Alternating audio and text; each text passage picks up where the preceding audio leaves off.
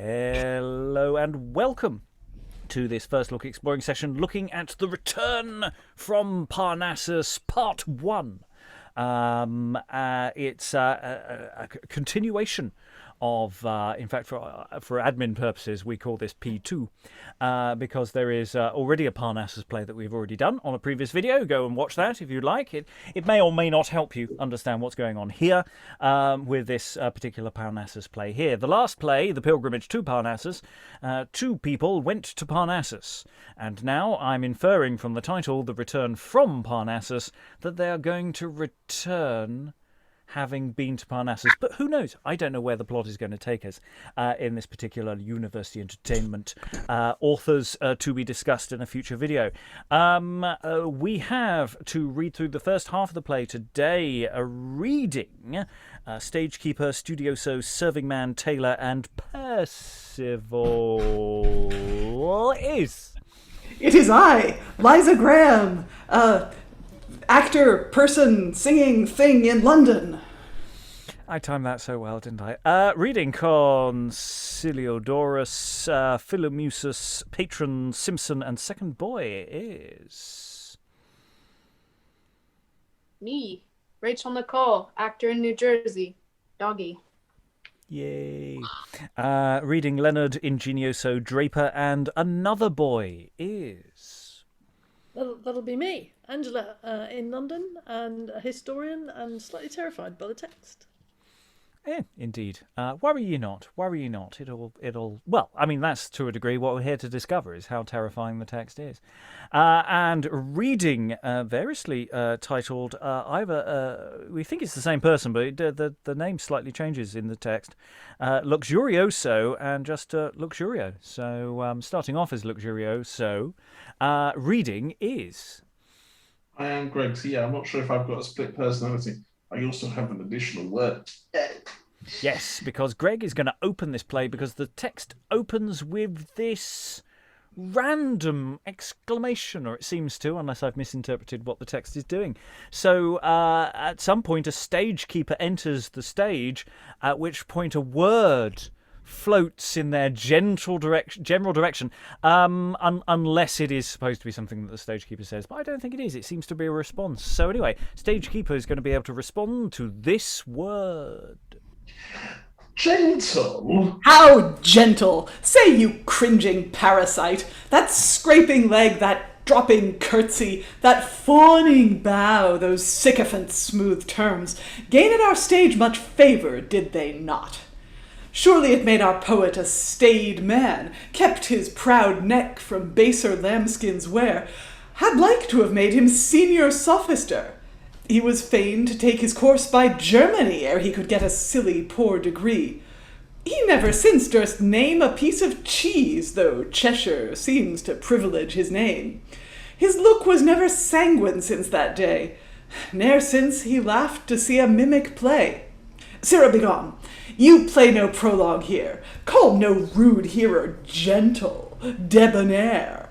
We'll spend no flattering on this carping crowd, nor with gold terms make each rude dullard proud.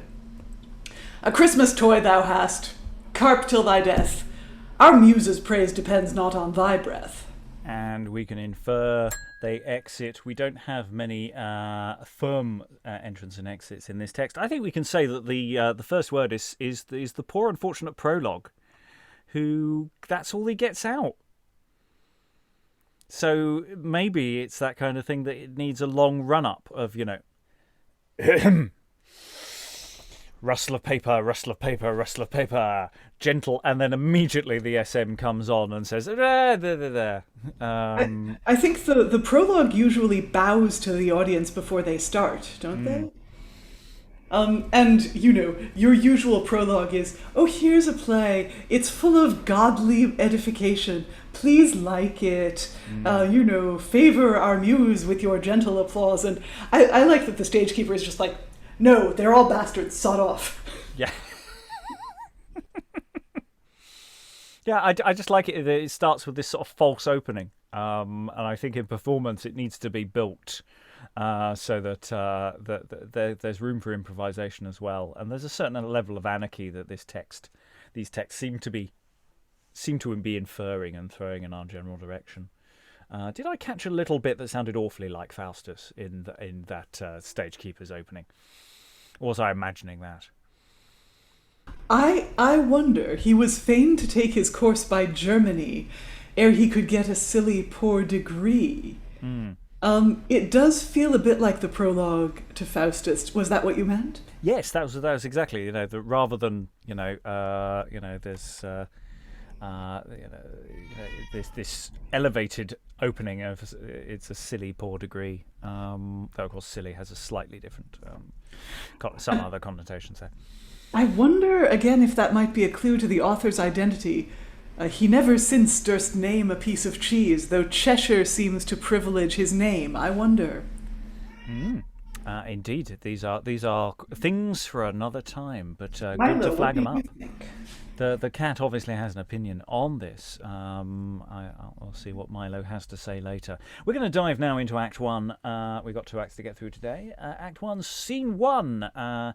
And we have here Consiliodorus and Leonarde.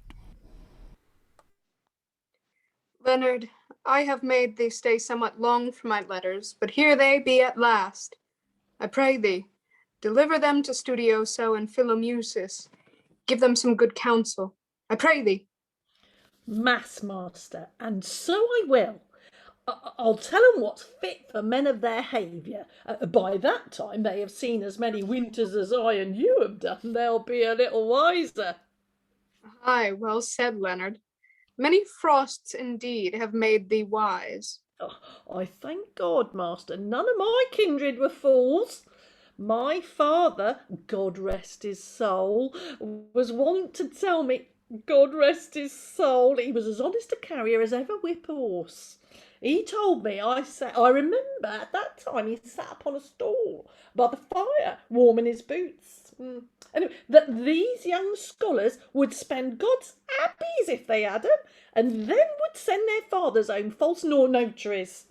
He would tell our neighbour Jenkin that he inquired after his son's breeches and took 'em napping, but with one point, and took 'em to the next shop and bought 'em a dozen of good substantial leather points. He would counsel them, yea, which is more, mark you me, sir. He would advise them to turn their old jerkins and keep a good household loaf in their chest to save charges. Nay, and what is more, he would have rounded them in the ear and wished them to ride a nail, and he would have bring them some hemp from home to the good husbanding of their shoes. Oh, he was a wise man. He could give such fine rules concerning the liquoring of boots for the holding out of water. He could have told by a cow's water how many gallons of milk she would have given. Foretold by the motion of his dun horse's tail the change of the weather. Yes, insomuch that he was supposed among his neighbours to have gathered up some art in the university. Well, this bag was his, and I mean for his sake to leave it to my son. But I think by this time Tib and Cut will have eaten the provender I gave them. I'll saddle up and be jogging forward. He was a good man, and thou follow his steps, Leonard. I hold to thee no longer. Farewell, good Leonard. Exit Leonard. 7 times the earth in wanton livery hath decked herself to meet her blushing love, since I 2 scholars to Parnassus sent, the place of solace and true merriment. Their tender years, much like a fruitful spring, promised a plenteous harvest should ensue, where I might gather store of golden fruit. But now, when I should reap what I had sown, there's naught but thorns and thistles to be mown. My poor small farm, my little store, hath yielded fuel for so long expense. Whatever now is left must serve to warm my life's December, age's chilly frost. Sufficeth it I cared for their spring, and hope their summer would a harvest bring. If they have lived by a watching lamp, prizing each minute of a flying hour, if they have spent their oil, their strength, their store, in art's quick subtleties and learning's lore, then will good Cynthius, if a god he be, keep these sons from baser poverty. But if they have burnt out the sun's fair torch, and foolish riot and regardless play, then let them live and want perpetually. As they have sown, so let them reap for me. No care for them shall rouse me out of bed. I know this well, arts seldom beg their bread. And exit Consiliodorus. And yeah, we've got two very different modes going on here. We've got someone explaining the plot, basically reiterating what the hell's going on. Sent the two off to get a good education. Hopefully they're going to do well, because if they haven't, they're stuffed, because all the money's gone. And then we have Leonarde. Well done, by the way. I thought that was really nicely read. I do like the God rest his soul. I think that's a gag that could be milked to death in performance. I think there's some lovely stuff there, and just the way it flows. Thoughts in the room about this opening? I say, just laying the basic plot foundations, as well as letting people go off on one. Who wants to dive in? Thoughts. Rachael.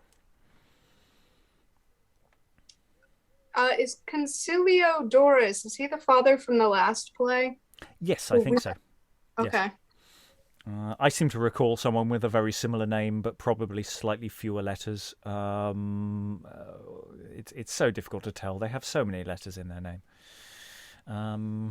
It's all the degrees they get. Other thoughts?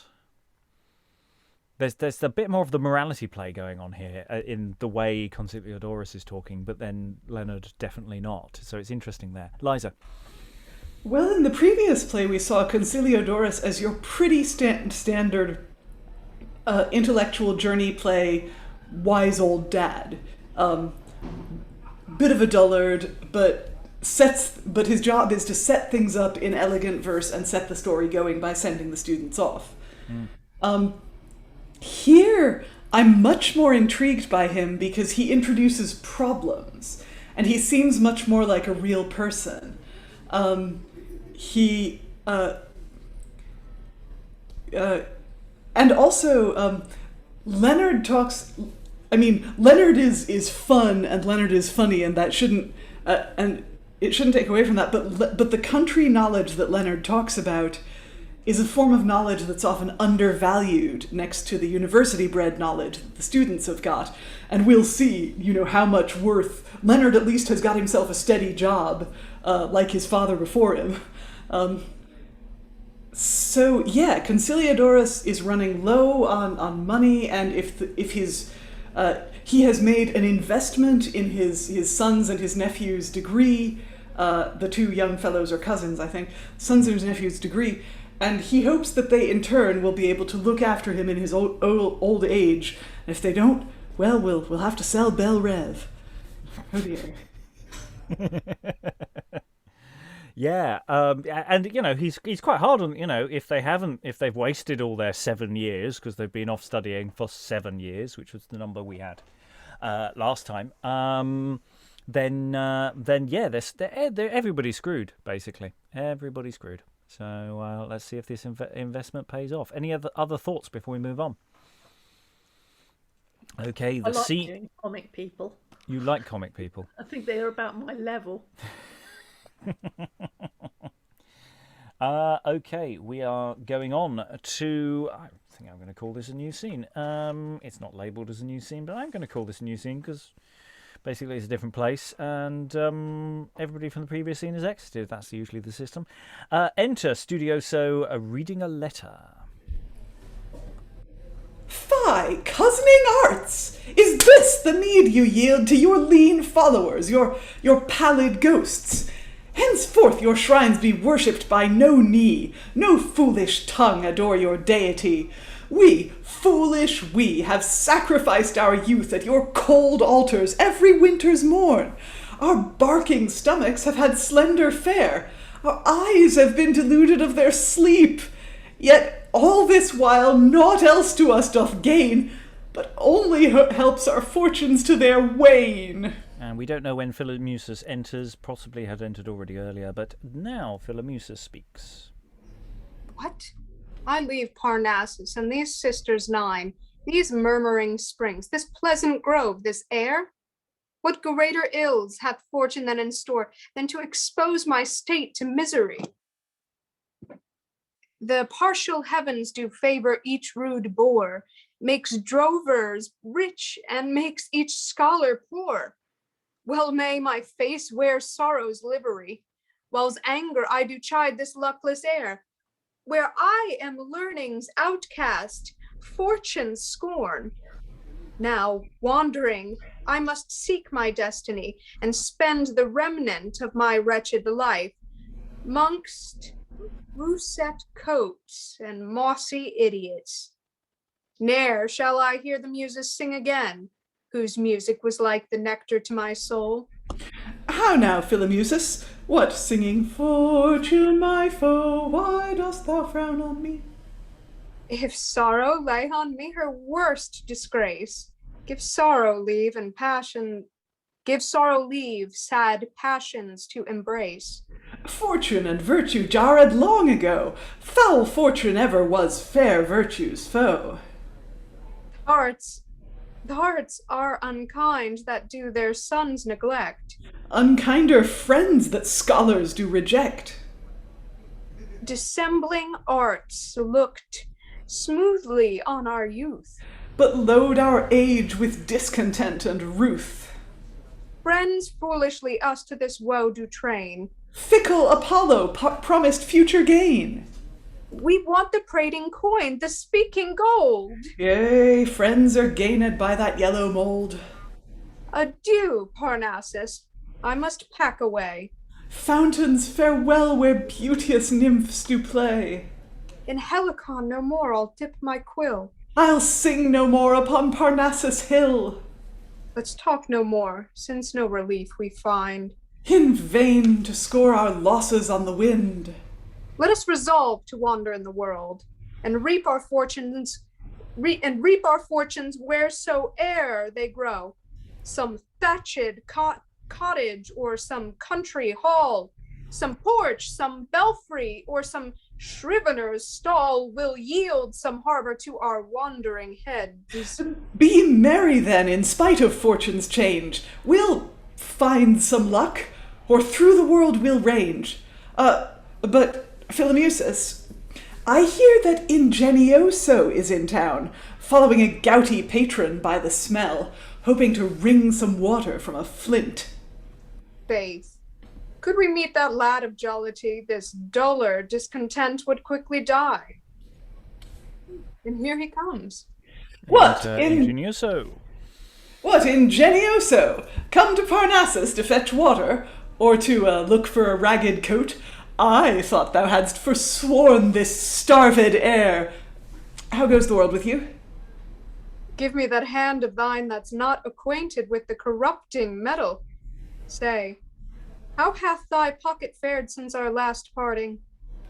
What? Philomusus and Studioso? Have no hungry schools swallowed you up before this time?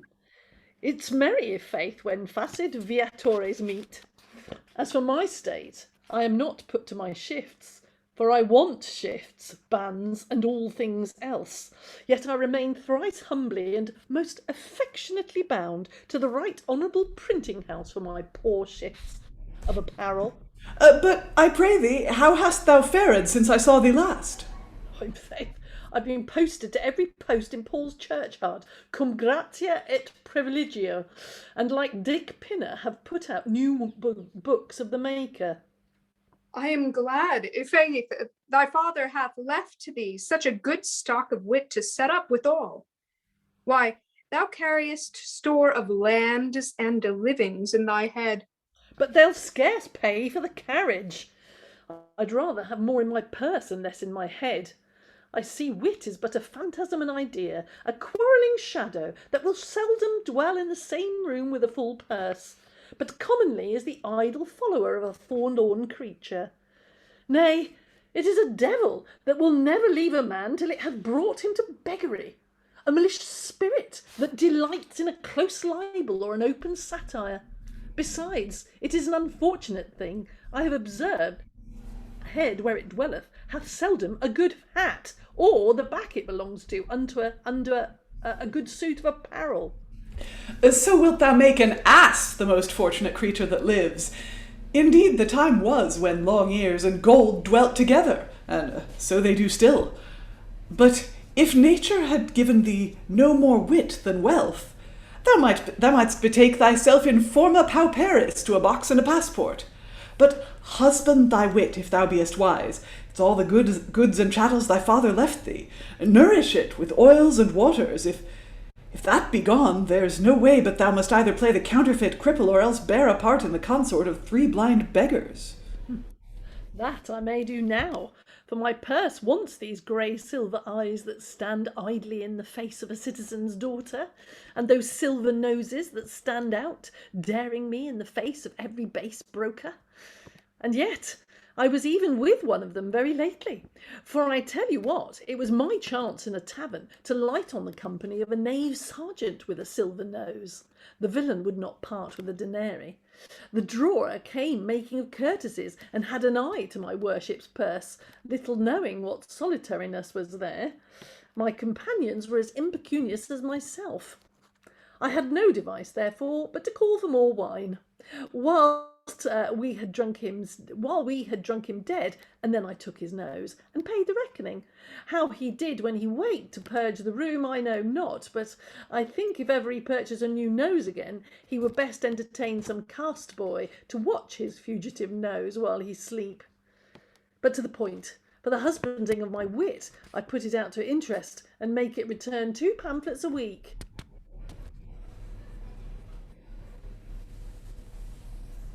If thou hast stuffed thy pocket with e'er a pamphlet, let's see one, to make our worships laugh. Indeed, Ingenioso, thou wast wont to carry some dissolute papers in thy bosom, that a man which had not known thy wit would have thought they had been licenses that the constables of sundry towns had subscribed unto. But if thou hast e'er an omne tulit punctum, e'er a magister artium utriusque academiae, e'er an opus and usus, e'er a needy pamphlet, drink off a sentence to us to the health of mirth and the confusion of melancholy. I have indeed a pamphlet here that none is privy unto but a pint of wine and a pipe of tobacco. It pleased my wit yesternight to make water, and to use this gouty patron instead of a urinal, whom I make the subject and content of my whole speech. What patron is that you speak of? Art thou travelling towards Maecenas? In faith, laying a snare to catch a dotterel. Why, here's Midas, his grandchild, one that will put him down a pair of long ears and a rude wit, brags, when he comes abroad, of his liberality to scholars, and what a rewarder he is of witty devices. But indeed, he is a mere man of straw, a great lump of drowsy earth. Yet I have better hope of him now that he is sick, that the devil and his conscience betwixt them will let him blood in the liberal vein, however it happeneth. He to him, and try if there be e'er a drop of Maecenas his blood in his whole body. Well, Ingenioso, we will trouble you no longer. We shall meet anon at the sign of the sun, and make some good jest of it. And exit, we can assume Studioso and Philomusus. Oh, there's quite a lot to unpack there in stuff. So we're meeting up again with Ingenioso from last time. Ingenioso was the academic burnout character who had made it vaguely in the direction of Parnassus, but God no, damn, he just had to jack it all in, and he seems to have ended up as a pamphleteer. So he's using some of his skills, but he's much more interested in coin. And this story of this person with the silver nose, I'm assuming that's someone with syphilis here, with a nose to replace the missing probundus there. It may be syphilis, but also he was a sergeant, which means he was a soldier, which means he could like Tycho Brahe, have lost his nose in a duel or in combat. Well, that's what he tells everyone.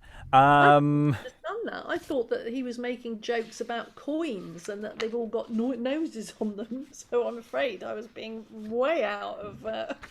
It might be that. I could be wrong. There is sometimes you think you've got this by the grip, and sometimes it's things slip slightly away from one. It could be a mixture of both, or it could be one. Thoughts in the room on that? Fight your corners. Rachael. What is he referring to by pamphlet? What is he doing? Angela, your time has come. This is my world. So what? I mean, this is kind of like 16. Well, anyway, from the early part of the 17th century, there's this a huge explosion of print, particularly after 1640, but even before that. So you've got masses of young men from the universities and people who have never quite made the university producing all kinds of pamphlets, news and jokes and all sorts of things, and everybody's always complaining about it. But it's suddenly become the big thing.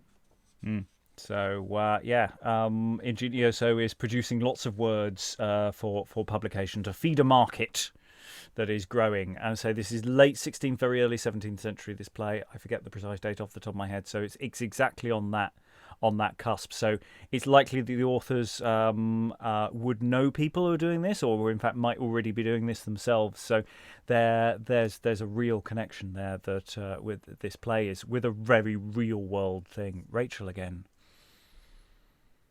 I was just going to ask, is this pamphlet making, is it kind of like how now with Amazon and, things like that, you can self-publish? Is it sort of like that? And that's what sparks this, or would they be going to? Yeah, so sort of. I mean, you can, it has to be good enough to get a printer to print it. So you can't just, but you could just pay the printer. But I mean, you'd need a lot of money, and he hasn't got any money.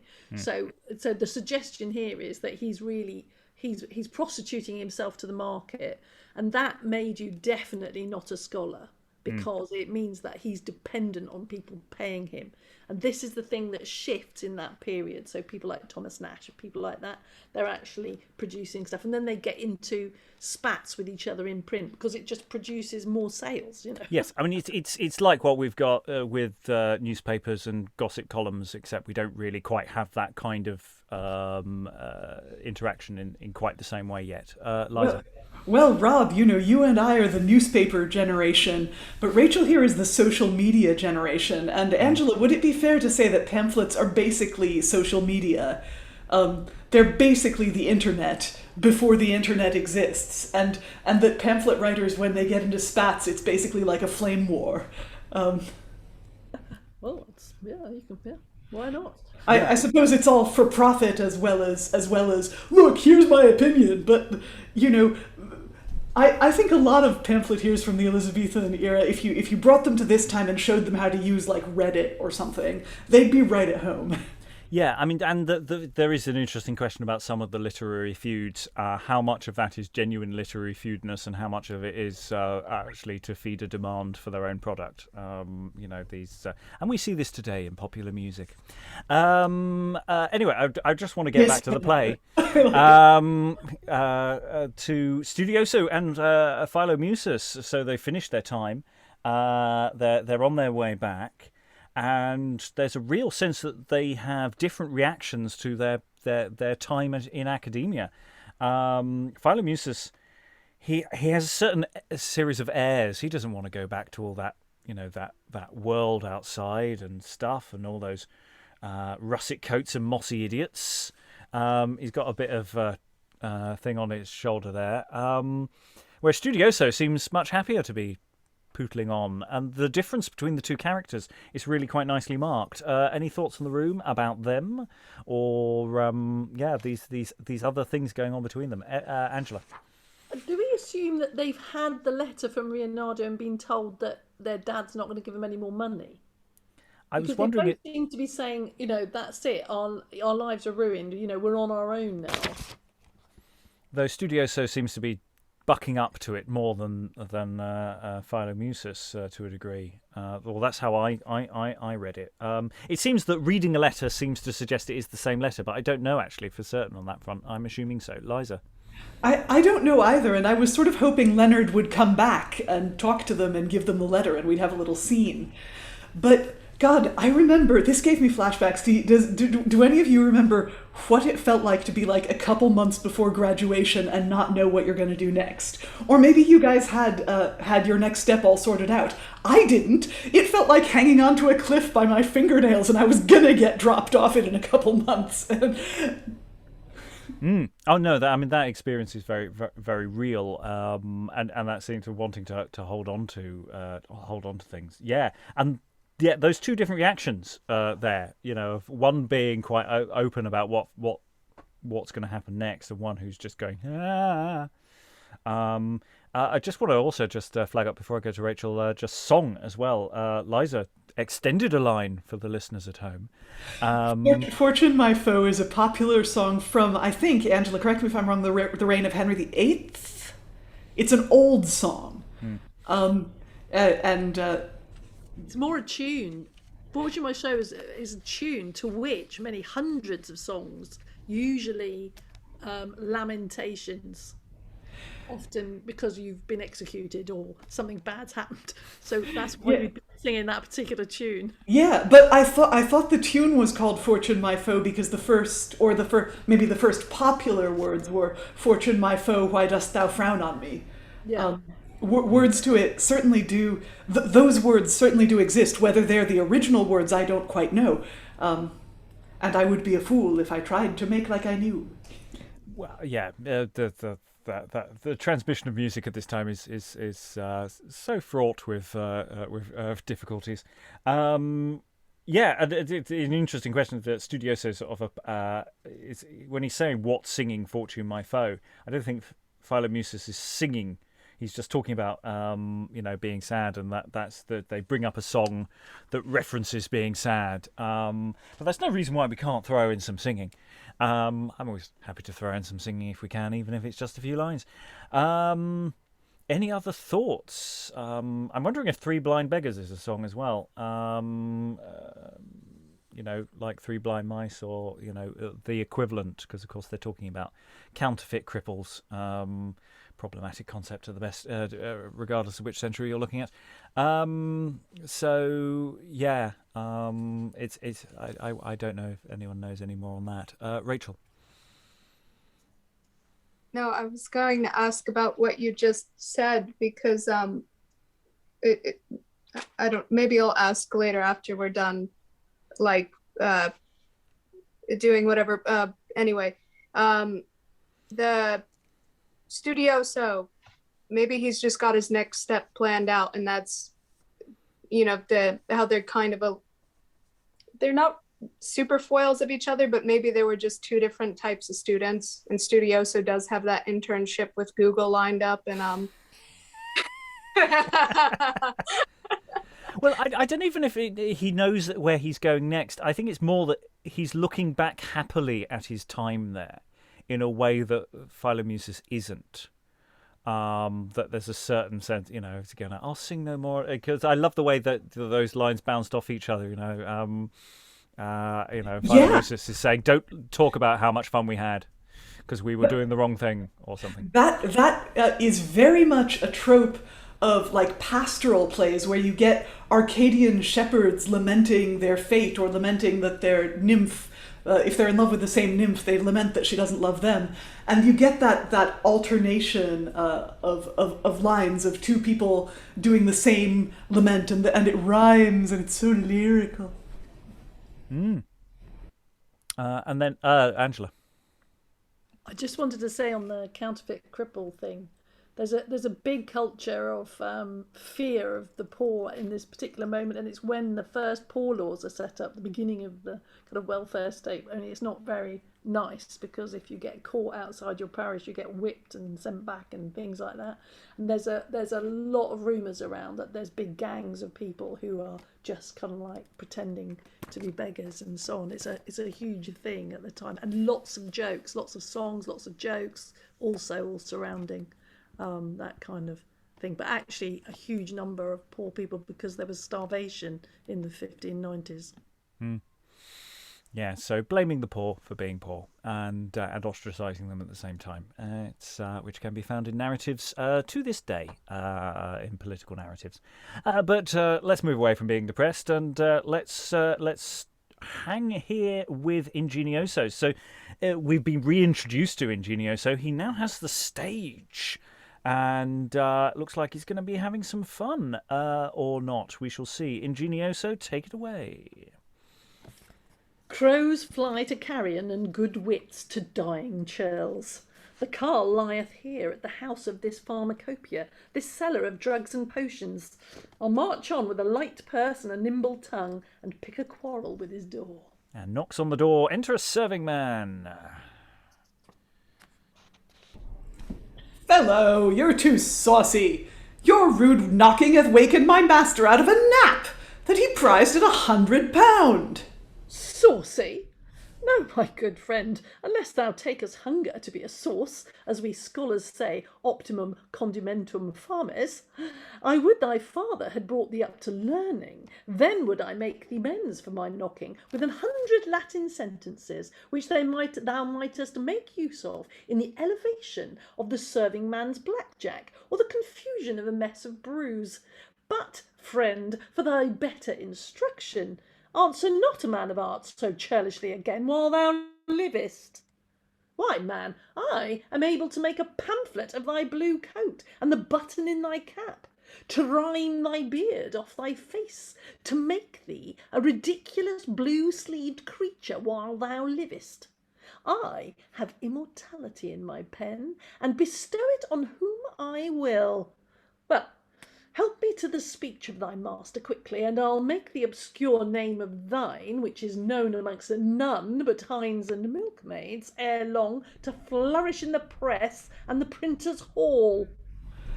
Faith, thou seems a mad Greek, and I have loved such lads of metal as thou seems to be from mine infancy. And whereas thou preferrest such favours, I will but demand this only, that thou wilt make me a love letter in elegant terms to our chambermaid. Give me but a taste of thy love, and I'll so fit thy fancy that the little god Cupid shall put on his pumps and caper it on a paper stage to please thy loving wench. Give me thy hand, i' faith. I'm sorry I showed myself so unmannered, but I hope we shall be better acquainted hereafter. Well, I'll bring my master down to you presently. And exit serving man. O fastic world! Were there any commendable passage to Styx and Acheron, I would go live with Tarleton, and never more bless this dull age with a good line. Why, what an unmanly microcosm was this swine-faced clown! But that the vassal is not capable of any infamy, I would bepaint him. But a very goose-quill scorns such a base subject, and there is no ink fit to write his servile name but a schoolboy's that hath been made by the mixture of urine and water. Yet must I, forsooth, sooth up this bearded point-trusser, this cursy creator, this engrosser of cringes, this anti-ambulo of a cloak-bag, this great hilted dagger, but I hear his worship's fleam stirring. I think we should pause there because there's so much really lovely material coming out of this. It's nice to have a shout out for Tarleton. He may have been dead for over a decade, and yet the name lives on. I'd love to go live with Tarleton because the dialogue's better. There's I just love that he knocks rudely on the door and the serving man tells him off, and it's just going, and he comes back with all this stuff I can do for you. I can make you famous with my pen, and other things, and then what does the serving man want? He wants a love letter. He wants that for his for the chambermaid, and just that sense of Ingenioso. Just he sells his pen for anyone, in theory anyway. Angela. Now that I did not read it that way. I read that was a threat. He was threatening to put his name in the press and shame him because he's got immortality in his hands, which means he'll make you ashamed. That he does, and that's a common thing, that, oh my God, they'll make ballads of me, they'll make pamphlets of me, I'll become famous on the street. I don't want that. That's shaming. So that's interesting, and you see that as a plus. No, that's a good point. Yeah, no, yeah, good thought, good thought. I didn't read it that way, but I think you're probably right. I think I'm probably wrong there. Yeah, but that's something to make sure we have a line where we're taking that. For an audience.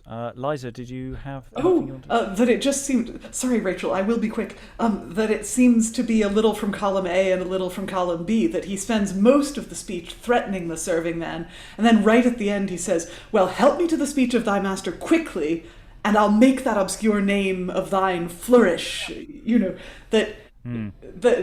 Of course, re-emphasizing that he has the power either for ill or for good. But I think there's a little bit of carrot in that last sentence. Yeah, I think you're right. It's actually both. It's actually both things. So I've kind of latched onto the threat because I'm used to that one. But you're right. At the end, I'll make you famous. Yeah, it's true. It does say that.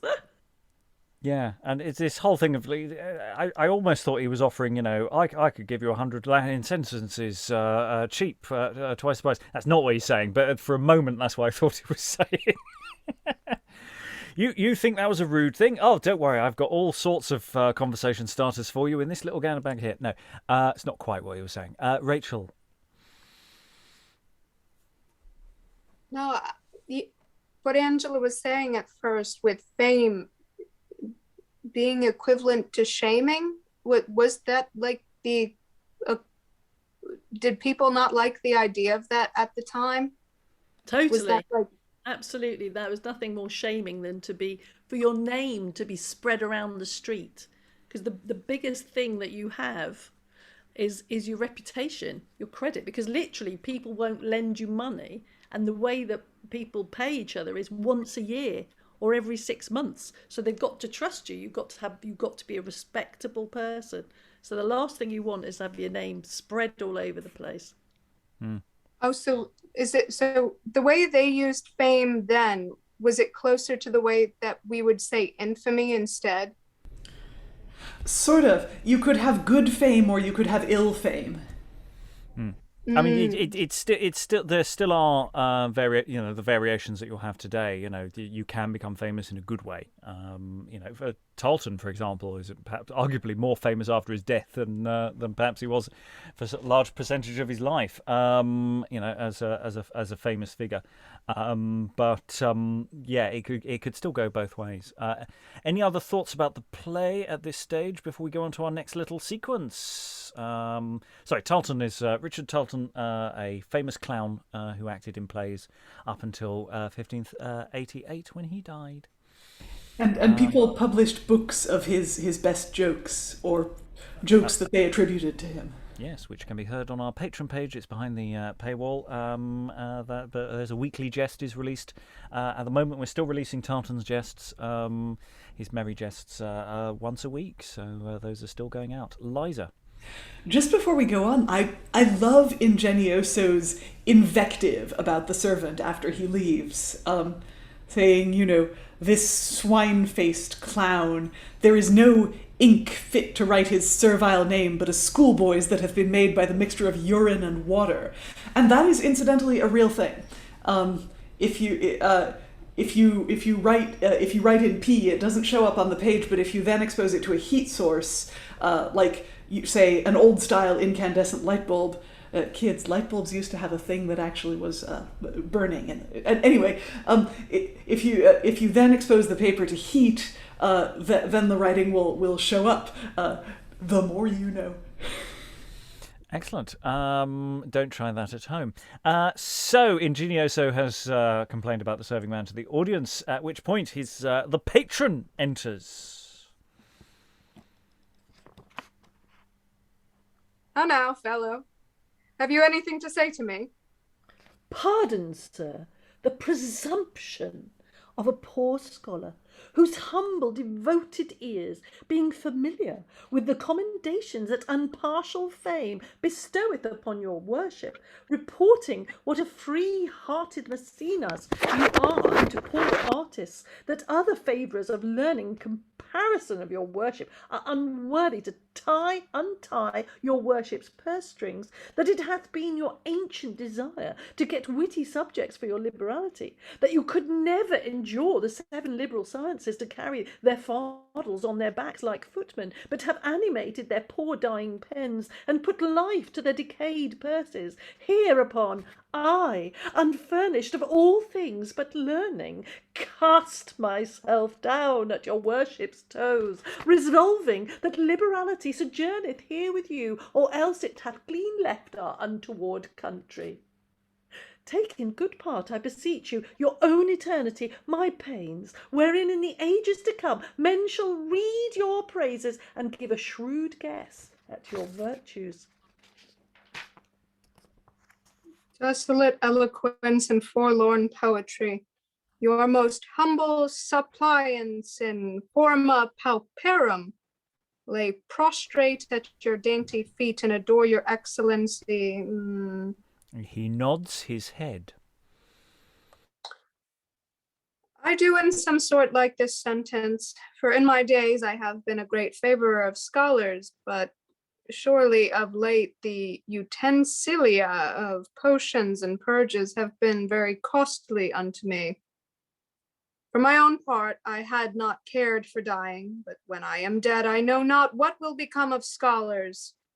Hitherto I have besprinkled them prettily with the drops of my bounty. Oh, your worship may be bold with yourself, and no other tongue will be so niggard as to call those drops, which indeed are plenteous showers that so often have refreshed thirsty brains and sunburnt wits. And might it now please the cloud of your bounty to break, it never found a drier soul to work upon, or a ground that will yield more plenteous requital. Indeed, these lines are pretty, and in time thou mayest do well. I have not leisure as yet to read over this book yet. Howsoever, I do accept of thy duty, and will do something if occasion serve. In the meantime, hold, take a reward. He gives him 2 groats. I tell thee Homer had scarce so much bestowed upon him in all his lifetime. Indeed, our continuance is enough for a scholar, and the sunshine of our favour yields good heat of itself. Howsoever, I am somewhat prodigal that way, in joining gifts to my countenance. Yet it is fit that all such young men as you are should know that all duty is far inferior to our deserts, that in great humility do vouchsafe to read your labours. Well, my physic works. I cannot stay to take a full sight of your pamphlet. Hereafter I will look on it, and at my better leisure, and in my good discretion, favour you accordingly. And exit the patron. Go in a pox and ne'er return again, thou love-eared ass that loves dross more than arts. Thinkest thyself liberal, if thy mule's dull head give a poor scholar an ungracious nod? Our lives are bound unto thy churlish eyes, if thou bestowest on them a squinting glance, if thou givest 3 days' house room to a book, reprieving it from thy unsavoury stool. Yet afterwards, in Monsieur's Ajax vein, with poesy thou dost a Kersey strain. Fool I to angle in a miser's mud, but hope of gold did make me gild this wood. Farewell, gross piece of earth, base bragging dung. Soon mayest thou grovel in the lowly dust, and ne'er be spoken of but in obloquy. And if I live, I'll make a poesy shall load thy future's years with infamy. Re-enter Philomusus and Studioso. How now, Ingenioso? What? Well relieved? Slender relief, I can assure you, in the predicament of privation. Yonder's a churl thinks it enough for his favour, like a sun to shine on the dunghill of learning. I came to the apothecary's door by the smell. His worship perfume through 5 doors. Out steps the yeoman of his privy chamber, and with the face of an Iceland cur grind upon me. I was fain to take pains to wash his dog's face with a few good terms, and then he steps and brings out Signor Barbarism in a case of nightcaps, in a case of headpieces all to be wrought, like a block in a seamster shop, who, with a chameleon's gape and a very emphatical nod of the head, solemnly stroking his lousy beard, asked my errand. And when I had pronounced my little speech with 100 damnable lies of his liberality, he puts his hand into the pocket of a pair of breeches that were made in William the Conqueror's days, groping his pocket with great deliberation, and while I stood by dreaming of the gold of India, he drew me out 2 lean faces, gave me fiddler's wages, and dismissed me. Well, Ingenioso, the world is bad, and we scholars are ordained to be beggars. But Ingenioso, how dost thou mean to shift for thy living? To London I'll go. I'll live by the printing house as I have done hitherto. Nay, then, take us with thee, for we must provide us a poor cap of maintenance. Well then, let's launch forward. If we can get no living, we'll die learned beggars. Nay, stay a while. We'll take Luxurio with us, for he is in the same predicament. Enter Luxurio. So, ?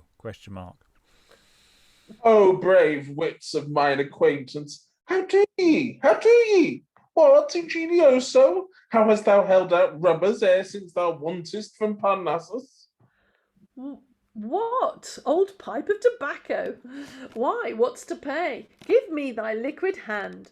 How hast thou maintained thy nose in that red suit of apparel ere since I left thee? As for my holding out rubbers, I have ruled so long in apparel that my clothes cannot be taken napping. Why, you horse and opus and osus, you! Be it known unto you all people that the bearer hereof, you tattered prodigal, thou enviest that a man's nose should be better apparelled than thy back. Were thy disappointed, self-possessed with such a spirit as inhabiteth my face, thou wouldst never go fiddling thy pamphlets from door to door like a blind harper for bread and cheese, presenting thy poems like old brooms to every farmer. Spirit call'st thou it? It would seem by the fire there's a devil. But I pray thee, Luxurio, how meanest thou to bestow thy watery wit? And my watery wit shall dwell in a watery region. And yet thou dost abuse my wit to call it watery. Much have I spent in rare alchemy, in brewing of wine and burning sacks to make my wit a philosopher's stone, when I should make use of it. Now the time is come, I hope, whate'er I make will bear marmalette and sack in the mouth, and savour of wits that have been familiar with the other court and a reckoning. Let it be a French wit for me. Tell me how thou meanest to bestow it. Oh, to London I go. There is a great-nosed ballad maker deceased, and I am promised to be the rhymer of the city. Ha ha! He fit them for a witty increase when dangerous. I have always more than naturally affected that poetical vocation. Will thou leave Parnassus then? Is it not time, thinkest thou? I have served here an apprentice for some 7 years, and have lived in the Pythagorean and Platonic-Alaicus, as they call it. Why, a good horse would not have endured it. Adieu, single bear and 3 goose of bread.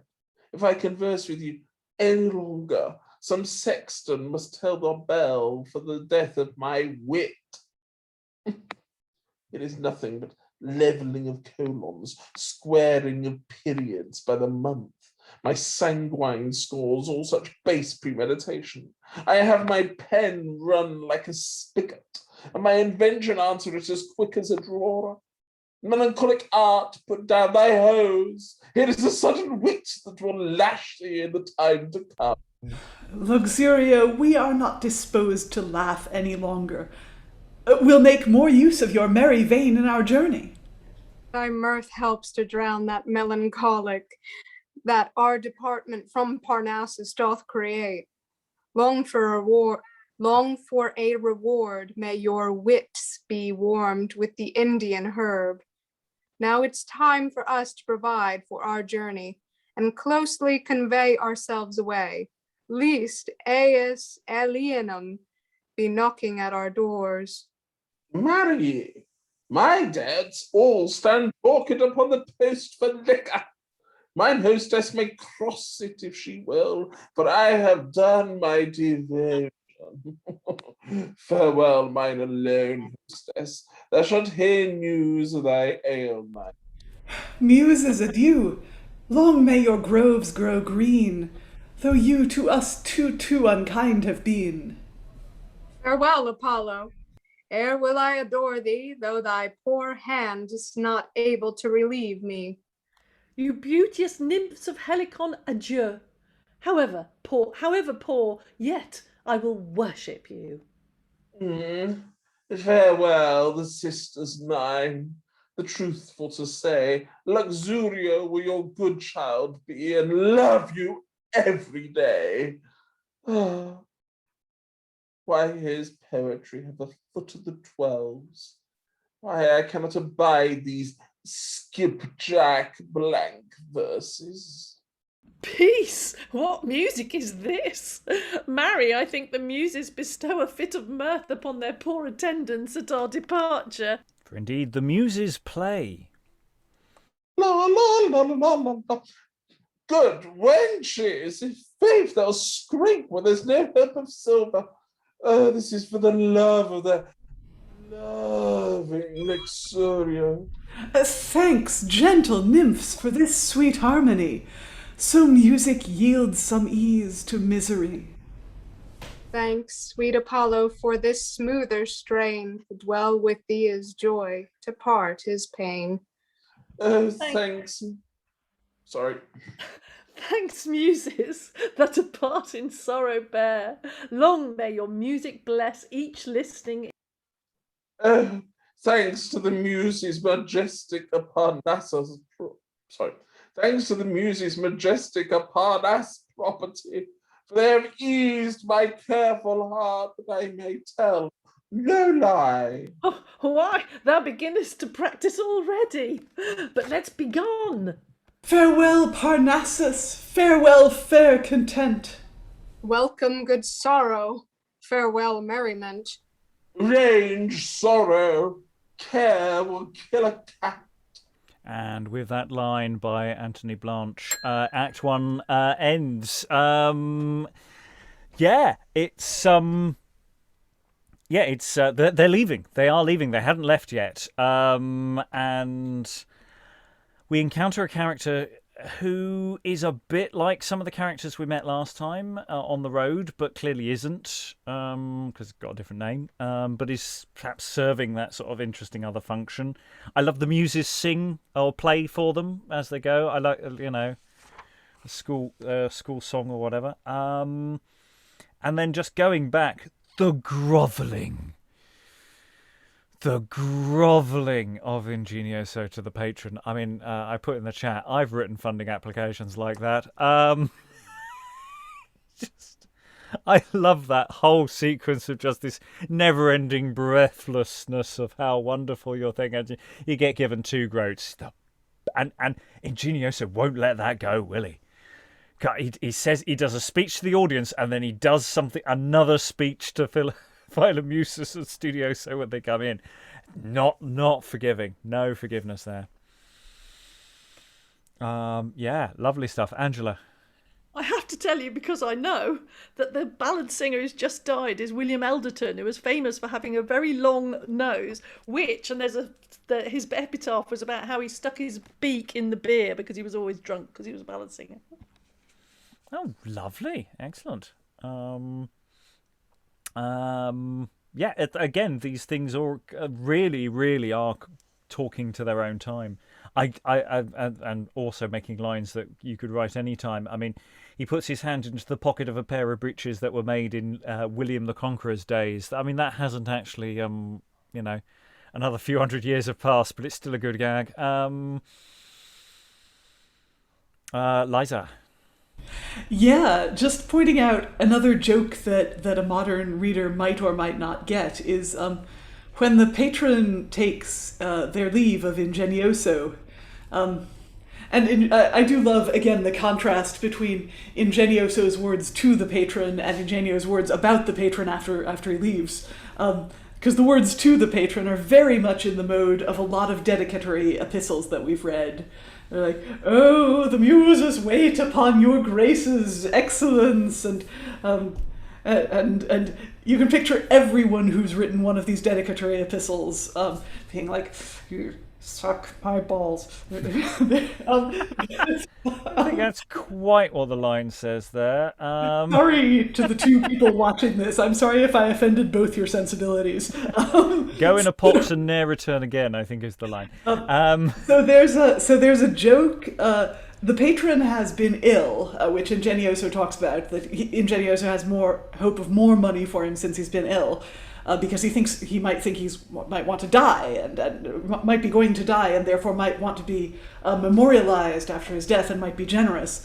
But no, the patron has spent all their money on physic.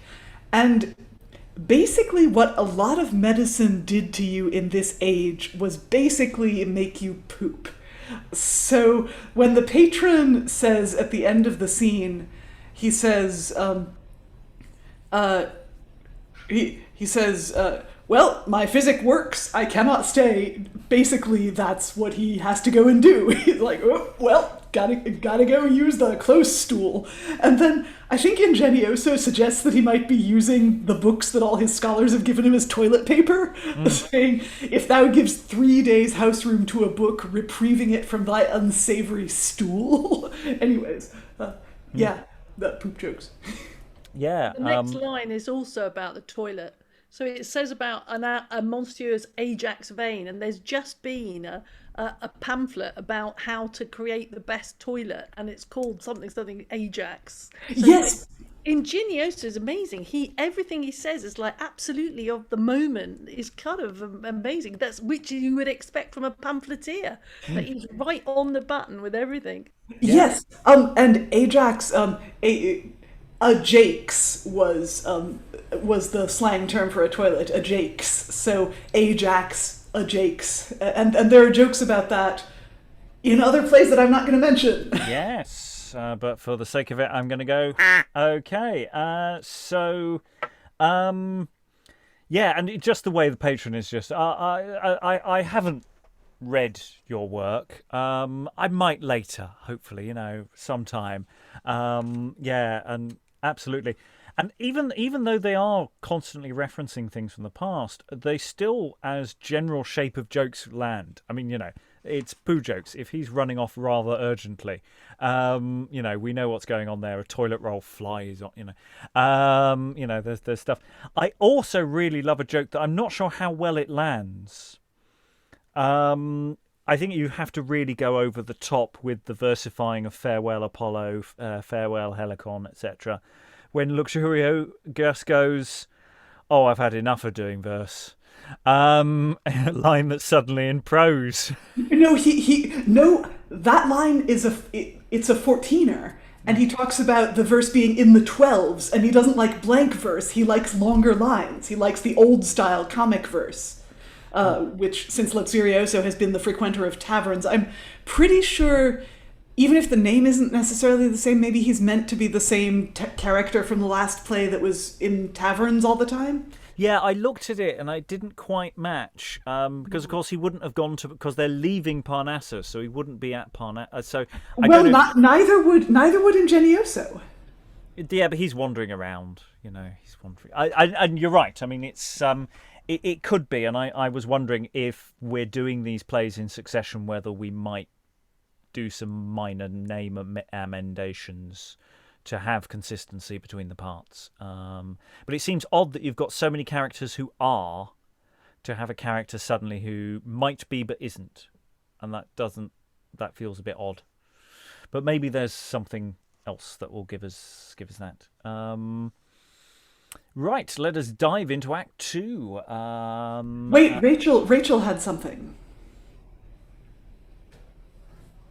No, I was just going to say that I thought not Luxurioso. I thought Ingenioso was the name last time from the guy who was spending time in tavern. So I just thought it was that they switched the names for the two characters. I don't know. Well, the tavern guy last time was Mandido, I think. I think that was the drinky one. It's either that or Stupido. I don't think it was Amaretto. I think Amaretto was sex. Stupido was the Puritan. So we've got last time we had Mandido was drink, Stupido was the Puritan, and Amaretto was the sex obsessed guy. And obviously we've met Ingenioso. So I'm just gonna say I love Luxurioso. Whatever mine was. Sorry. All of these characters are really nicely drawn. They're really fun, and there's something really pointed. I think we're going to call him Luxurio because everyone's calling him Luxurio, so I'm going with that. And he calls himself Luxurio, which solves the problem for later. No, I just love the fact that all his lines never seem to quite agree with the others. So, I mean, the welcome, good sorrow, farewell merriment, farewell Parnassus, and then suddenly that wonderful care will kill a cat. Yes. And yes, the poetry line was fabulous. I mean, to be honest, I hadn't read the part before. I'd only found where I was. I'm glad I hadn't, because it was great fun finding that. All those great lines in there. Right. Popped up at me. Anyway, yes. Right, let us go into Act 2. Completely different people who we've never met before. Enter a Draper and Taylor. Neighbour bird, we townsmen have such kind hearts that it would go near to undo us. Why, who would think that men in such grave gowns and caps that can say so bravely would use honest men so badly? Philomusus and Studioso hath not been ashamed to run 20 nobles in my debt for apparel, and after their departure abuse me with a letter, and also my neighbour Giles, recanting in the cold of his fear for preaching on his shopboard against organs in the heat of his collar, was laughed at by them, though he spake very wisely, as became a man of his cloth. Fie, neighbour! If they had our wisdom joined to their learning, they would prove grave men. Ah, well, God forgive them. They should show good examples to others, as our town clerk showed very learnedly in an oration he made. And they are the worst themselves. They came to me, and were as courteous as passeth. I do not like that they should put off their hats so much to me. Well, they needs upon old acquaintance would borrow 40 shillings for 3 days. I, as I had always been a kind man to scholars, lent it them, and delivered them their breeches new-turned, and their stockings new-footed, even as though I had been privy to their running away. Well, wheresoever they be, they are a couple of my men, they wear my cloth. For their sakes I'll trust but few, unless I know 'em well, and those shall be none of these fine youths that have their apparel in print, their treble cypresses, double ruff silk stockings. I've gotten thus much by my own experience, and that the more willing he is that trusts, the slower he'll be to pay. A note, neighbour, worthy thy retention, for mark you me, if we will needs be trusting, let us trust honest, simple, plain fellows, such as ourselves, that wear fourpenny garters and winter shoes that have kept the cobbler's company. But as for those neat youths, they're out of my books, and yet I lie, for they are more in them than they'll pay in haste. Nay, that grieves me most of all. When I came to inquire for them, out steps a lean-faced scholar. Sure, I think he was well learned, for he was reading a great book with a small print. He stepped out, I say, and he told me they were not within, which answer when I would not take, for it urged my conscience somewhat when I remembered my money, he called me pagan, Tartarian, heathen man, base plebeian, and, which grieved me most of all, he called me simple animal. Well, said I, Simple may I be, but animal was I never. And I added that Philomusus and Studioso were rather animals, to use an honest, simple, plain man, so as they have not been ashamed to do. Why, I think it was the same skipjack that when I knocked at the door asked what cloth it was there, and said he was making an oration, which every scurvy, vulgar fellow, every measuring peasant must not interrupt. He said he was about a sentence that was worth all the cloth in my shop. So these scholars use as long as they have any cloths on their back, and when the names begin to be ragged, then they scrape acquaintance to be trusted, and give us an ita est with a scurvy cousin in name, and there's all the payment we can get.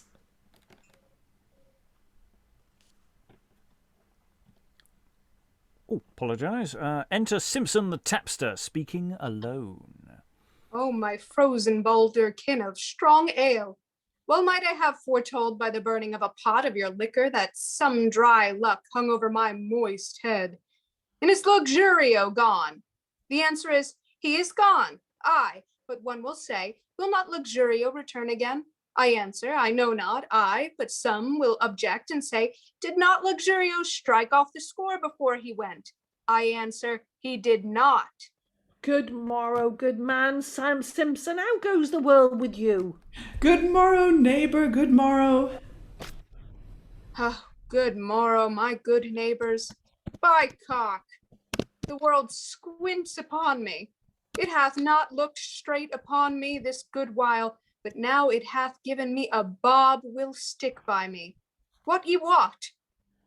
Luxurio, as they say, a man of God's making, as they say, came to my house, as they say, and was trusted by my wife, a kind woman, as they say, for a dozen of ale, as they say, and he a naughty fellow, as they say, is run away, as they say, for even as an empty barrel soundeth most, as they say, even so Luxurio came to my house and was welcome, as they say, and even as a pot of ale and a pudding are good in frosty morning, even so Luxurio hath betaken himself to his heels, and hath overrun the reckoning. My wife and I, two honest folks, as they say, meant no harm, but even as the ape wanteth a tail, as they say, even so we wanted all malice, as they say, but now I find it length through much experience that even as wishers and wolders are never good householders, so trusters and lenders are never good householders. Well, neighbours, I have it here in white, as they say, my ale had always a very good name, and Luxurio was a good drinker, for even as a changeling, the more he eats, the more he may. Even so Luxurio, the more he drank, the more he might, which I found, as they say. Well, for all this, good man Simpson, you have it in your cellar that will kill care and hang sorrow. Nay, then let's in and be merry. Neighbours, I have a good cup of ale as air was turned over tongue, as they say. It will do the deed, as they say. And they exit, as they say. So yeah, we've got these three people filling us in on what's happened since we last encountered these reprobates, and they're in debt. They're not paying their bills. They are skipping out. Luxurio is much more active on that front. But yeah, they're all in debt to various local trades, and that point about credit actually that Angela was making earlier about the nature of credit. You know, you're not necessarily turning up and handing over your MasterCard. You have a reckoning at some point further down the line, if the various suppliers will offer you credit, and they did. Poor fools them. Cash down. If you can't scratch a window with it, you're not interested. So, any thoughts in the room about this depiction of these reprobates? Angela? This is something that's cropping up all the time in pamphlets at this time, you know, that young men come and they're being cheated, they're being dunned by their tailor.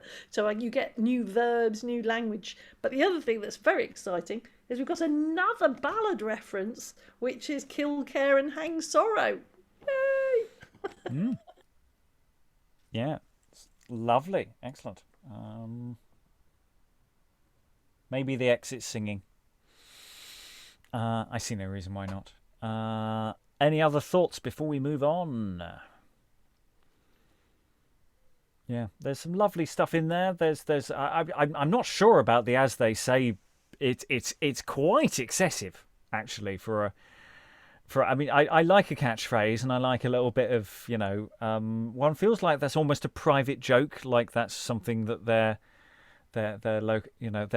person down the local always said, so they're going to and therefore it's hilarious, and that we're not getting why it's so hilarious. It sort of structurally works to a degree, but there's a lot of as they says, and I just see that wearing after a while. Rachael. I think like the excessive amount is as they say is I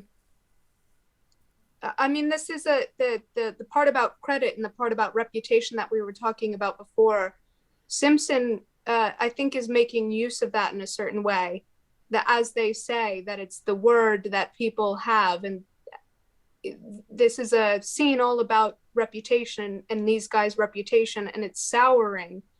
And Simson has heard that from other people that,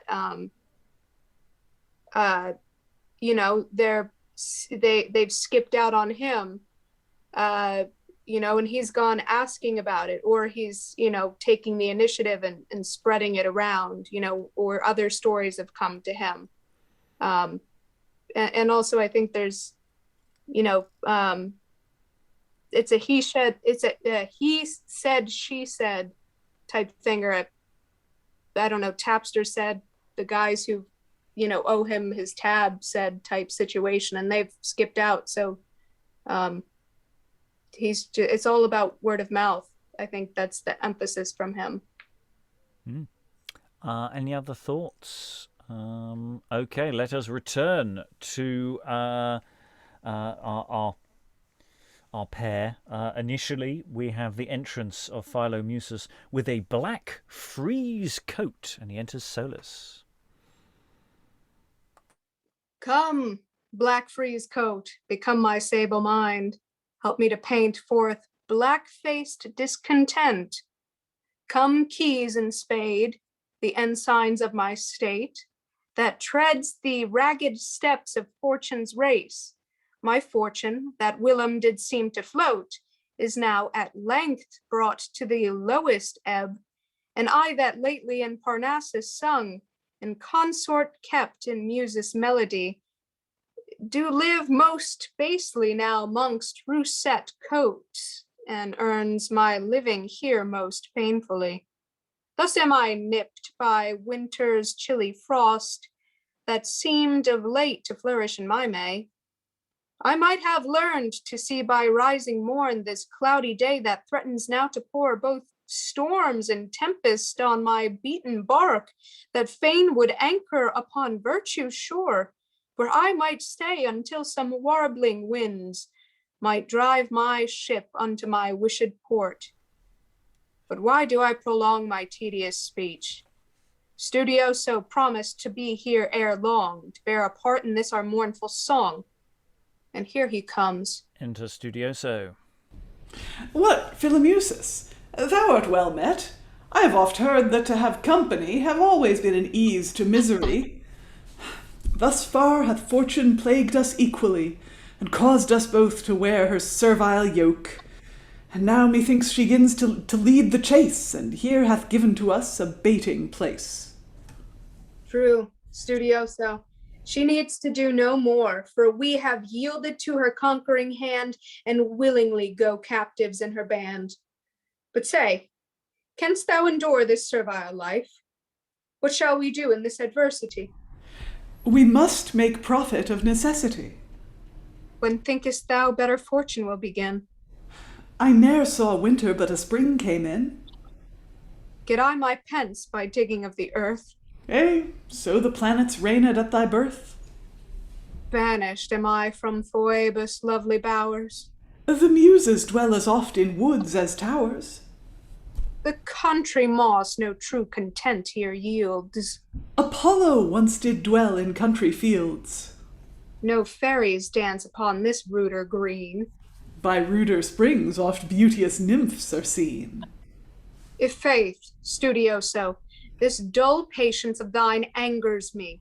Why, can a man be gulled by poverty, free spirits subjected to base fortune, and put it up like a stoic? But say, I pray thee, upon what condition art thou entertained to thy old master and old mistress? To thy young master and young mistress? Marry, I'd like to have missed of this preferment for want of one to be bound for my truth. Mistress Minx, with a tongue as swift as swallow, cries, "The world's not, the world's not," while her husband, like a physiognomer, put on his spectacles and gazed me in the face, as though he would have told my fortune. Well, the conclusion was this. They indented with me, either I must set my hand to the conditions following, or else I must take up my staff and be packing. And the conditions were these. 1. That I should fare no worse than their own household servants did, have bread and beer and bacon enough, while my mistress, mincing Avaritia, said there was not such a house within 40 miles. 2. I should lie clean in hempen sheets and a good mattress to keep me from growing lousy. 3. That I should wait at meals. 4. That I should work all harvest time. And upon this point the old churl gave a sigh with a to the whole household of silence, and began a solemn, senseless oration against idleness, nodding his head and knocking his hand on his fat breast, shaking the hairy attire of his chin, using the very grace of Demetus. 5. That I should never teach my young master his lesson without doing my duty as becometh me to the offspring of such a scholar. 6. That I should complain to his mother when he could not say his lesson. And lastly, for all this, my wages must be 5 mark a year, and some cast out of his forlorn wardrobe that his ploughman would scarce accept of.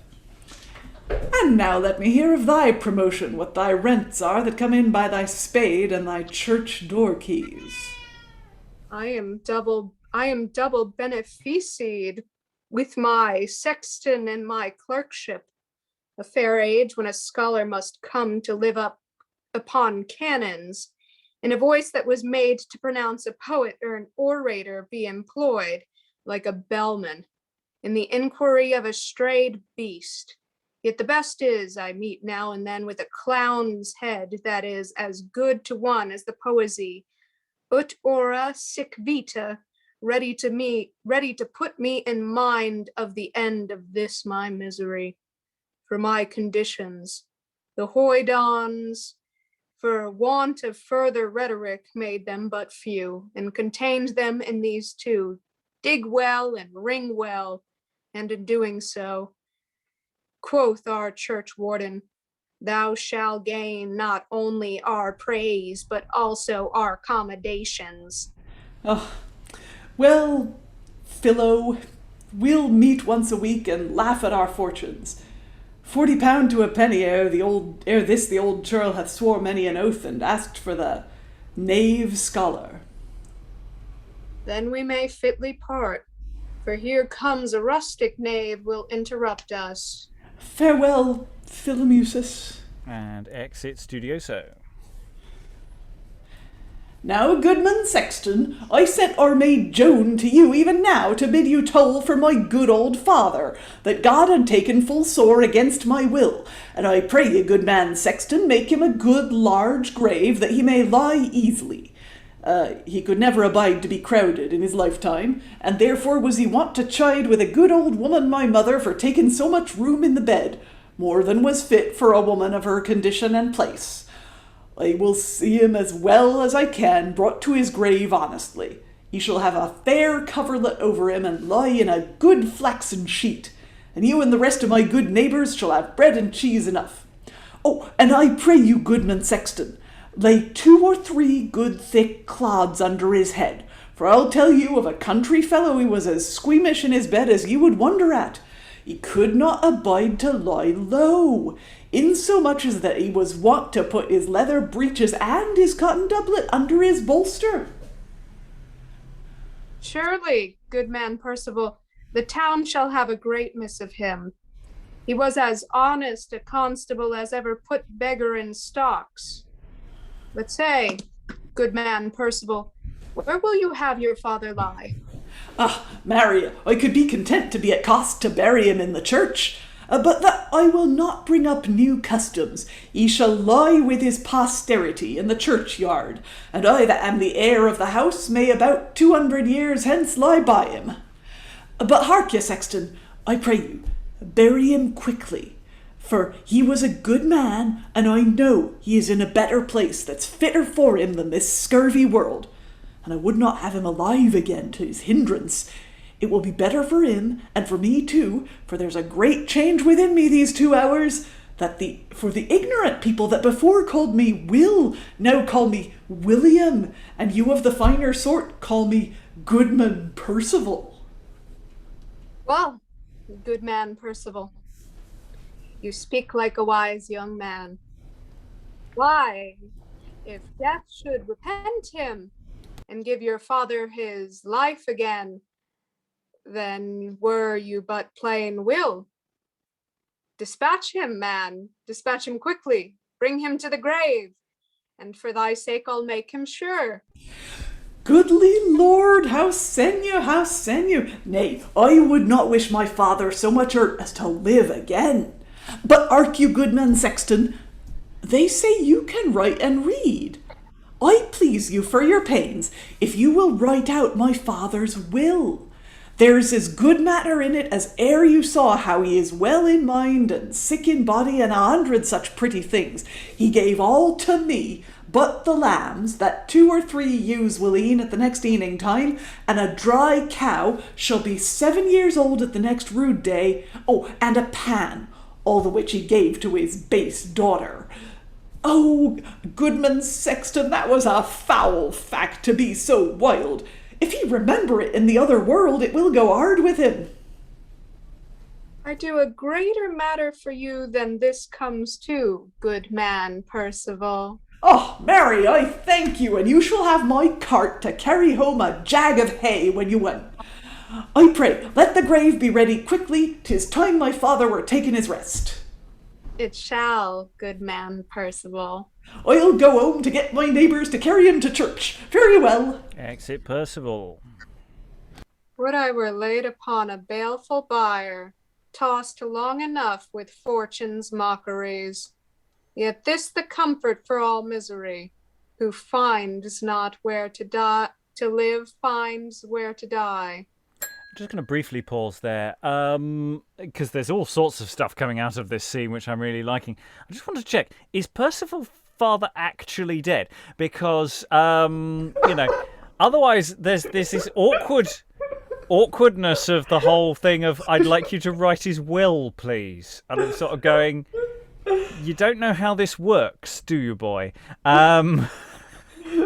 And also just like, bury him quickly. I don't want him coming back. No. You know?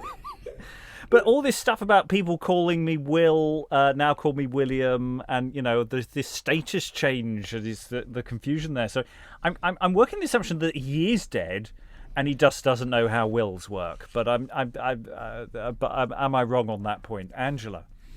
No, what's happened is this is an illiterate family, so his father's died, and this is a non-cooperative will. In other words, he's said what he wants, but that's all he's done. Somebody's heard him say what he wants, and so now the boy says he wants it written down. So it could be that, or it could be that he's not dead, and so we'll have to find out whether he comes back or not, because that's still a possibility.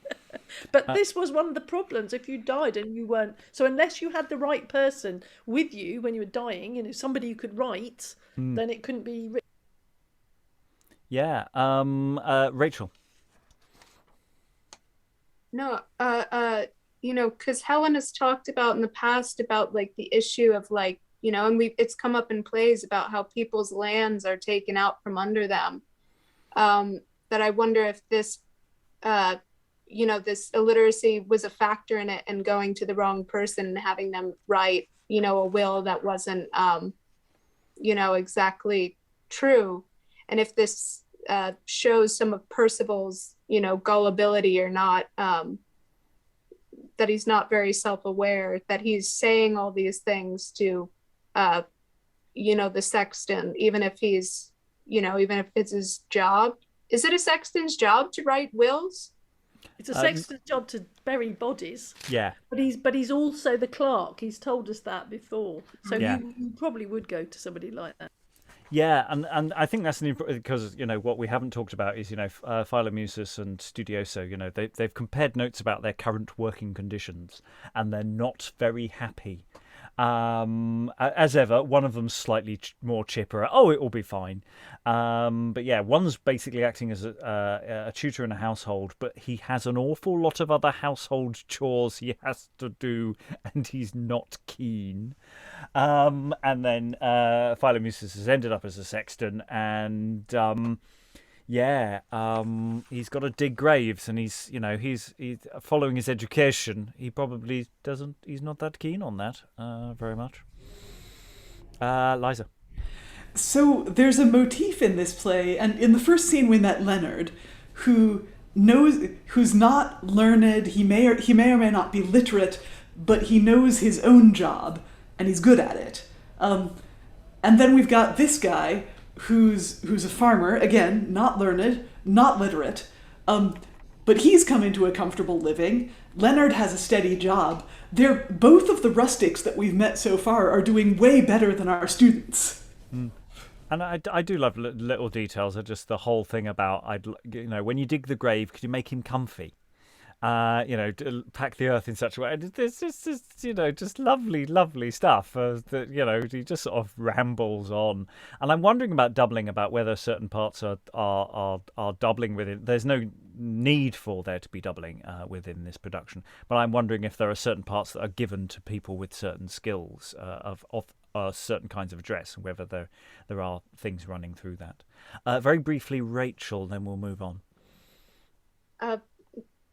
Just what do you call it? A service industry job. That this is a service industry job, and you definitely have people always walking into some shop asking for, not telling you what they want, but how they want it prepared. Even if you work in like a grocery store, and it's like, but ma'am, this is all we have is this box to put your cake in.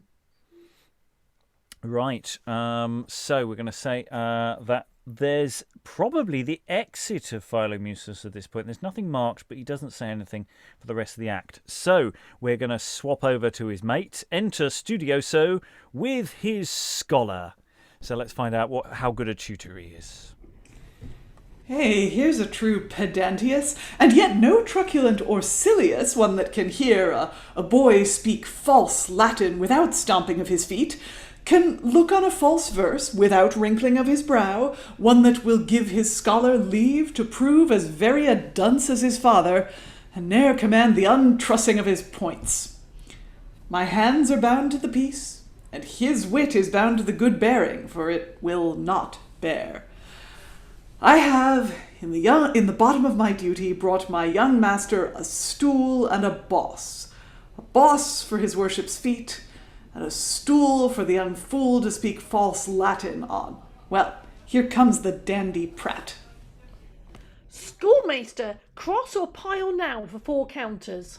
Why, cross, my wag, for things go cross with me, else would I whip this childish vanity. Schoolmaster, it's pile. Well may it pile in such a pillared age, when scholars serve in such base vassalage. I must have 4 counters of you. Full many a time fortune encounters me, more happy they that in the counter be. You'll pay them, I hope. Fortune hath paid me home that I may pay, and yet, sweet wag, I hope you'll give me day. What day will you take to pay them? That day I'll take when learning flourisheth, when scholars are esteemed by country churls, when ragged pedants have their passports sealed to whip fond wags for all their knavery, when scholars wear no baser livery, nor spend their days in servile slavery. But when will this be, schoolmaster? When silly shrubs the ambitious cedars beat, or when hard oak's soft honey gins to sweat. But will't please you to go to your book a little? What will you give me then? A raisin, or an apple, or a rod if I had authority. Will it please you, sir, to sit down and repeat your lecture? Quam te marche filiet, etc. Que pars orationis, Athenis? I'll speak English today. What part of speech is it then? A noun adjective. No, it's a noun substantive. Well, I say it's a noun adjective, and if I fetch my mother to you, I'll make you confess as much. I would thy mother could stand as well by herself as this word doth. Then should thy sire have a more naked head and less shame waiting on his jaded bed. Oh, I'm weary of learning. I'll go bowl a while, and then I'll go back to my book again. Exit boy. Do what thou wilt, starve thou thy mind for me, I'll never fret to see thy vanity. If thou prove sottish in the aftertime, thy parents bear the shame, theirs is the crime. Fond they to think that this child's waxen day will be well spent when master bears no sway. That tender sprig must timely bended be, which will hereafter prove a stately tree. For my base usage, this is told by me, the sire a clown, the son a fool shall be. We can assume an exit there for enter Luxurio and another boy. So Luxurio is also acting as a tutor. Oh, come, boy. If thou chanted finely at the fair, we'll make a good market of it. I will put thee into a new suitable apparel, and thy nose into that sanguine complexion which thou hath lost for want of good diet. I'm sure I have done my part. I'm sure my pen hath sweated through a quire of paper this last week. They are no small verses like Captain Courageous whom death could not daunt, but verses full of a more poetical spirit. So if Elderton were alive to hear, happy is he that is not alive to hear them. His black pox should put on mourning apparel, and his nose for every envy depart out of the world.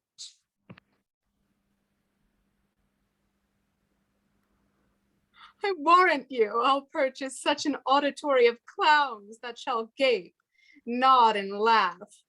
One shall cry, a goodly matter, another, bravely wanton, and the third, commend the sweet master. I'll make every hoyden bestow a fairing on his door, his wall, his window. Then Ficus pro diabolo, and Harry loved a man. You clowns. Rhymester that will pull you by the rude ears with a ballet. My father's son might have had a better trade if it had pleased fortune. But she's a drab, and Luxurio would drink to her confusion. Exercise thy voice, boy, in some of my pretty sonnets while we go on. Now listen, all good people, unto a strange event that did befall to two young men, as they to market went. The one of them hight Richard, the truth for to say, the other they called him Robert, upon a holiday. And are not the Spaniards knaves, to put us to this pain? They would have conquered England once, and now will conquer Spain. And exit. So we have two very contrasting boy things. I have to feel for Studioso because he's given no power at all. He has absolutely no power, and he's just trying to bribe the child to do something, and it's not going to happen. And the boy's just going, "No, I'm going to talk English today." Oh God, I remember teaching. So yeah, that's all very real. That all feels very real, and I love the sort of hymn of the trapped scholar. I thought you did that very nicely, Liza. Of just, oh, do you remember the good old days when I was able? Because that's sort of what Studioso does. Is sort of harkens back in that way, and I think that's really nice. I'm really loving that. Here comes the dandy brat. Weird. I mean, the boy. The boy clearly knows like what the power dynamic is. He says, I say it's a noun adjective, and if I fetch my mother to you, I'll make you confess as much.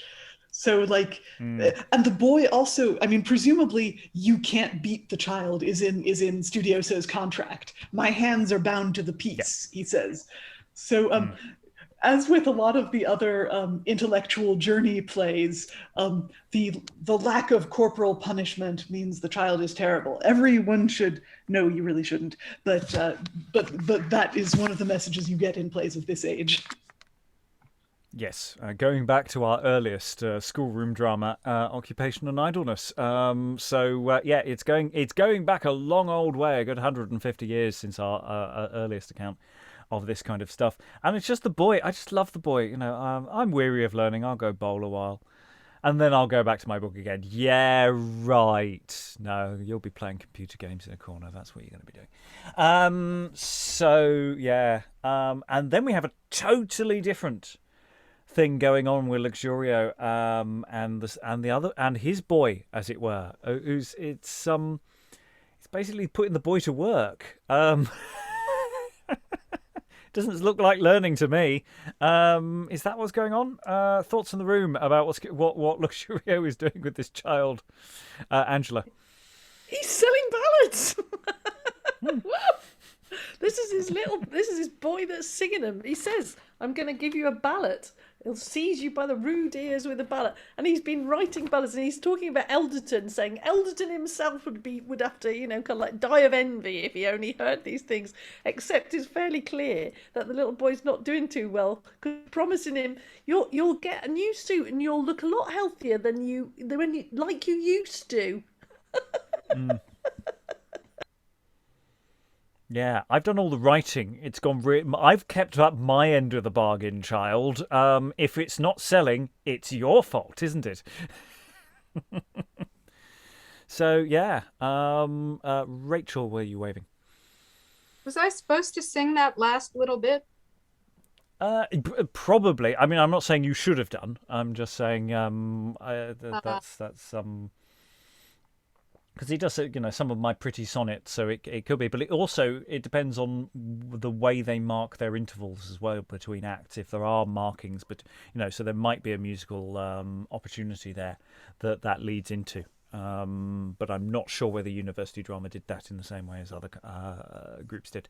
Liza.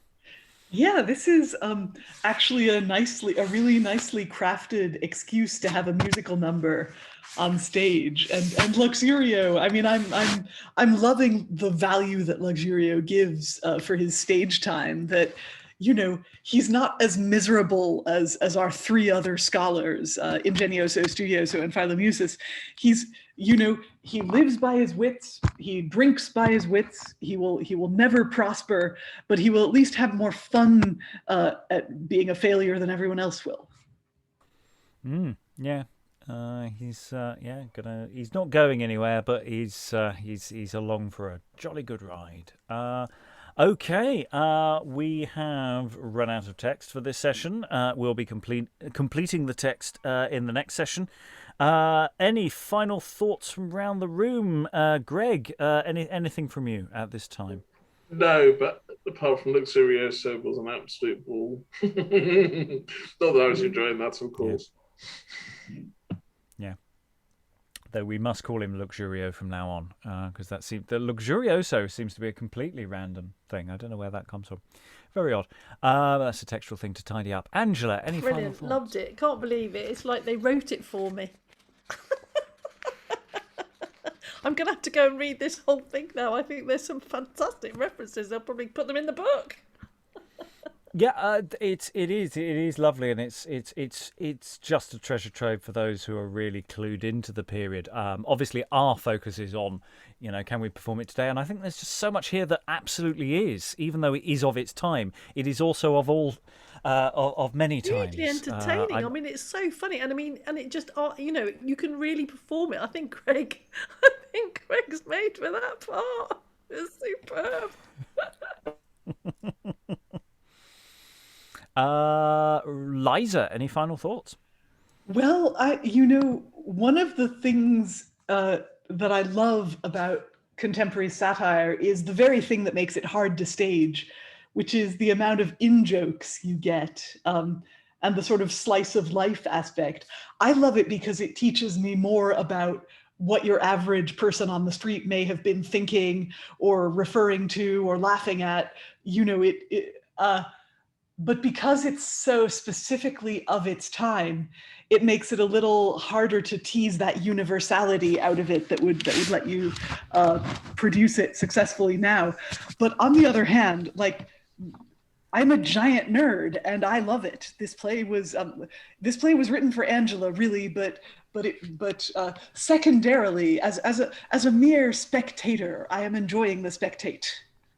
Yeah, I'm not so sure. I mean, I'm really just enjoying it on a surface level, and maybe with a few trims. Actually, that it does seem to land very very well as just a text to enjoy. Yes, there are lots and lots of gags, but also I think you can be quite playful with this, and really really enjoying how that all flows. Rachael, any final thoughts about doing stuff with this today?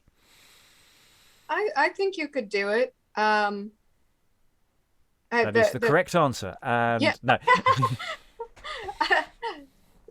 No, I was just going to say the whole long section of a poop joke. I think there's a lot that, anybody who's, majored in something that doesn't pay the bills and then, I guess, gotten another job, the long poop joke that is him, is it Ingenioso? Was he the one that was talking to the patron that, that was basically his rejection? That's funny. That's all very funny. And then I don't know, I really liked Simson. He was a fun part. So far, so good. Yeah, and also for our purposes, it's also very detachable into parts. That there are effectively a series of sketches that you could throw into a mixed bag. I mean, we've got stuff about teaching, we've got stuff about people just being in debt and not paying their bills. We've got people who hate their job. There's just occasional, just random comedy speeches that just work on their own right. So there's just so much to dig into here that I'm absolutely, really loving it. Any other thoughts to throw in, Rachael? No, I also just want to add on one more thing. Percival is a great character. That whole dialogue between the two of them is so ridiculous. Yeah, inheritance, and what's going on there. Just a few spoilers for next time. We will see Percival again. Yes, there will be a return to Percival, and you will see Leonarde again. You will see Leonarde. Not as much as hopefully you're presumably hoping for. We will see the boys again. Actually, we're going to see pretty much a lot of these people. So there are recurring characters, even if at times this is quite episodic. So lots of things are going to be going on. So all that remains is to thank all these wonderful people. Thank you very much for your wonderful reading, and good night. Gentle